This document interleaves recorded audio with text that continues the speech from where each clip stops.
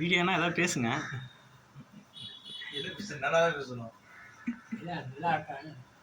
அஸ்ஸலாமு அலைக்கும் வரஹ்மத்துல்லாஹி வபரகாத்துஹு. நீங்க யார் என்னன்னு சொல்லுங்கண்ணா. இன்ஷால்லா பிற்கால வர சந்ததிக்கு இன்ஷால்லா. வகைரா என்ன? உங்க வகைரா வந்துட்டு பாய் வகைரா, உங்க தாய் வகைரா கோசத்துக்கு மைமூன். நீங்க எப்ப பர்மால இருந்து இந்தியாவுக்கு வந்தீங்க?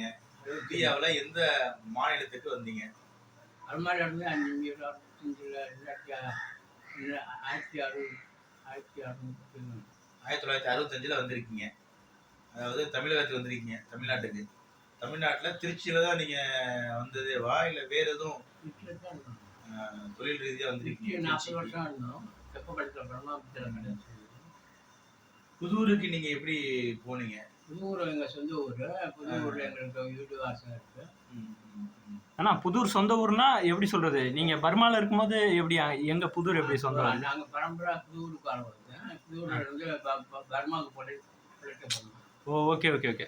நீங்க புதூர்ல தான் இருந்திருக்கீங்க. பூர்வீகம் பூர்வீகம் புதூர், பொழப்புக்காண்டி பர்மாக்கு போனது. ஓகேங்க.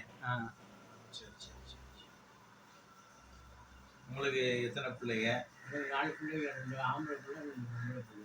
எத்தனை பேர்? பேரம்பத்தியெல்லாம் நிறைய இருக்காங்க. மக பிள்ளை இருக்குது, மொக்க பிள்ளை இருக்குது, மயம் பிள்ளை இருக்குது. உங்க மனைவி பேர் என்ன? உங்க மனைவி கடற்கரைக்கு குல்சா. கடற்கரைச்சி வகைரா. அவங்க பேர் வந்து குல்சால் பிவி. சரி சரி. அவங்க இப்போ இறந்துட்டாங்க. அவங்க எத்தனை வருஷம் ஆச்சு இறந்து? 4-5 வருஷம் ஆச்சு. இப்போ உங்களுக்கு வயது எத்தனை? எனக்கு 87. 87 வயது. நீங்களாவே எல்லாமே சுயமான முறையில் பள்ளிவாசலுக்கு போய் போகிறது வர்றது, யாருடைய உதவிகள் இல்லாமல் அல்லாவுடைய கிருபையில நீங்களாவே தன்னிச்சையாவே எல்லா ஒரு தேவைகளையும் பூர்த்தி செஞ்சுக்கிறீங்க. நல்லா அந்த ஆற்றல் உங்களுக்கு வழங்கியிருக்காங்க.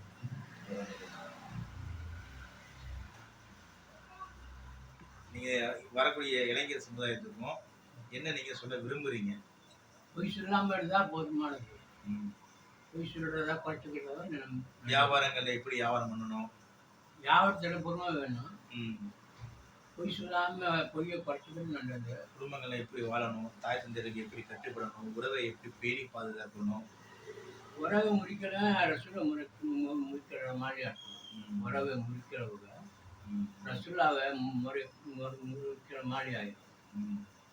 உறவுகள் வந்து இப்போ வந்து பொருளாதாரத்தை வச்சு தான் உறவுகள்லாம் வந்து இப்போ பழகுறாங்க, போகிறாங்க.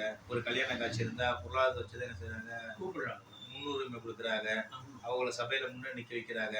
அவங்க நீங்கள் சொல்கிற மாதிரி வந்து உண்மையை பேசணும், நீ நேர்மையான முறையில் இருக்கணும், அல்லாஹ்வுக்கு அஞ்சி இருக்கணும். அவங்கள என்ன செய்கிறாங்க?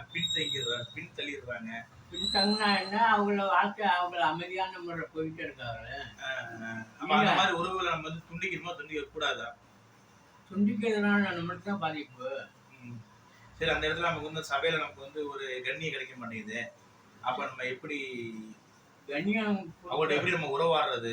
கண்ணியம் கிடைக்கிறதுக்கு உங்கள்கிட்ட இருக்கணும் நாணயம். நாணயமா நாங்கள் இருக்கிறோம். இப்போ எங்களை வந்து ஒருத்தர் வந்து ஒரு திருமணத்துக்கு அழைப்பு கொடுக்குறாப்புல. நாங்கள் பொருளாதாரத்தில் பின்தங்கி நிலைமையில இருக்கிறோம். நாங்கள் வந்து ஒரு நேர்மையான முறையில் இறையச்சத்தோட அடிப்படையில் ஹலாலான முறையில் வியாபாரம் பண்ணுறோம். ஆனால் அந்த திருமணத்துக்கு போகும்போது அங்கே வசதி படுத்தவர்களும் ஆடம்பரமான வாழ்க்கையில் வாழக்கூடியவங்களும் இருக்கிறாங்க. அங்கே வந்து எங்களுக்கு வந்து ஒரு உரிய மரியாதைகள் வழங்குறதில்ல, உரிய எங்களுக்கு வந்து ஒரு உபசரிப்பு நடக்கிறதில்ல. அதை நாங்கள் கலந்துக்கணுமா புறக்கணிக்கணுமா? கலந்துக்கலாமா புறக்கணிச்சா அது வந்து உறவை முறிக்கிற மாதிரி வருது. அதுக்கு என்ன நீங்க சொல்ல வர்றீங்க? மனுஷனுக்கு நாக்கும் உதடும் எப்படி முக்கியமோ, நாக்கு இல்லாட்டி பேச முடியாது, உதடம் இல்லாமல் வாயை திறக்க முடியாது. அதனால எல்லா விஷயத்துலையும் ஒரு அளவு விட்டுக்கோப்பட்டு தான் இருக்கணும். அடுத்த கேள்வி. அவ்வளோதான். எம்ஏ போட்டு பேசிட்டேன். எனக்கு இல்லைண்ணா, இன்ஷால்லா அவரு நம்ம வீடியோ எடுக்கணும்னா பேசி எடுக்கணும் இல்லை, அவர் சொன்னார். இருந்தாலும் இன்ஷால்லா பிற்கால சந்ததி வந்து என்ன சொல்றது, எல்லாருக்கும் ஒரு மவுத்து இது இருக்குல்ல. இன்ஷால்லா என்ன அறிவுரை பண்ணாலும் ம் ம் நசீப்புன்னு ஒண்ணு இருக்கு இல்லையா? ம் ம் இப்ப நீங்க இன்னைக்கு ம் நீங்க பார்க்க வருவீங்கன்னு நானும் எதிர்பார்க்கல. ஆ, நீங்களும் எதிர்பார்த்து எல்லாம் ஆ. இல்ல இவரு என்கிட்ட ரெண்டு மூணு தடவை சொல்லிட்டு இருந்தாங்க. ஒரு முயற்சிகள் பண்ணோம். சரியான ஒரு சந்தர்ப்பம் கிடைக்கும். எல்லாம் நான் தான் சந்தர்ப்பம் நம்ம கிடைக்கல. ஒவ்வொரு ட்ரிப்பு வரும்போதெல்லாம் ம். நம்ம உங்களை பார்க்க வரணும்னு இருந்தோம். அப்படிங்கும்போது இந்த எனக்கு ரூட்லாம் மறந்துடுச்சு. ரெண்டாவது வரணும்னு நினைச்சா வந்துடலாம். சரியான ஒரு அமையல. இன்னைக்கு தான் எல்லாரோட ஏன்னா ஃபோன் நம்பர் இருக்கு, ஃபோன் நம்பர். உங்க நம்பர் இன்னும் வச்சிருக்கிறேன். என்னதான் ஒரு நேர்ல பாக்குற மாதிரி இருக்காதுல்ல. போன்ல இங்க வந்து பேசலாம். நேர்ல பார்த்து இந்த மாதிரி ஒரு கலந்துரையாடல் தானே. ஒரு உட்காந்து சாயா குடிச்சோம், உட்காந்து பேசணும். இந்த மாதிரி நம்ம எப்படி வருவாங்க தெரியாதுல்ல. இன்னைக்கு இருக்க மனிதர் ஒரு சொல்ல முடியாதுல்ல. எனக்கு ஒரு ஆசை இருக்குது. என் பொண்டாட்டி பிள்ளைகளோட வந்து இங்க வந்து ஒரு நாள் தங்கிட்டு போகணும்னு எனக்கு ஒரு ஆசை தான் செய்யுது. ஏன்னா இப்ப நன்னாங்கிற ஒரு ஸ்டேஜ்ல வந்து நீங்க தானே இருக்கீங்க, வேற யாரும் இல்ல. அப்ப ஒரு மனிதர் இருக்கும்போது அதை பயன்படுத்திக்கணும்ல. என் பிள்ளை இருக்கு அப்படின்னா இவர் நன்னா அறிமுகப்படுத்தணும். நல்லானா கொள்ளு நன்னா. இப்ப என் மனைவிகளுக்கு வந்து நன்னானா இப்ப எங்க அத்தை இருக்கிறாரு, அதே மாதிரி என் மனைவியுடைய தகப்பனா இருக்கிறாரு. கொள்ளு நன்னாங்கிறது யாரும் இல்ல. கொள்ளு நல்லா, கொள்ளு நன்னா வந்து நீங்க தான் இருக்கீங்க, வேற யாரும் இல்ல.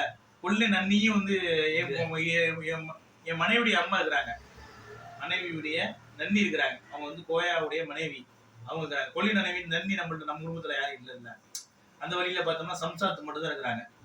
கொள்கையா மண்ட மனைவி சம்சாரத்து இருக்காங்களா, அவங்க இருக்கிறாங்க. பொன்னியத்தி இருக்கிறாங்க, காட்டுவாவுடைய மனைவி பொன்னியத்தி, இந்த மாதிரி தான் இருக்கிறாங்க. வேற ஆட்கள் யாரும் இல்லைன்னு சொல்ல வரேன். இப்ப கொலுசா நன்னி இல்ல, சிக்கந்தரமா நன்னி இல்ல, பாப்பா நன்னி இல்ல, ஆசம்மாள் இல்ல, சீனா அங்க இல்ல, சான்சாங்குறவெல்லாம் இல்ல. சரி சரி